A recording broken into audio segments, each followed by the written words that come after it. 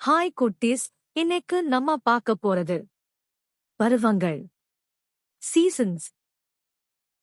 கோடைக்காலம், சம்மர். குளிர்காலம், விண்டர்.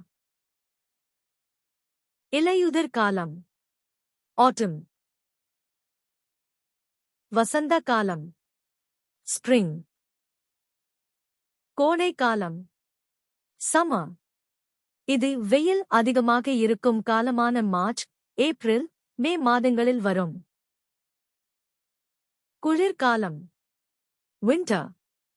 இது குளிர் மற்றும் பனி பொழிவு அதிகமாக இருக்கும் காலமான டிசம்பர், ஜனவரி, பிப்ரவரி மாதங்களில் வரும்.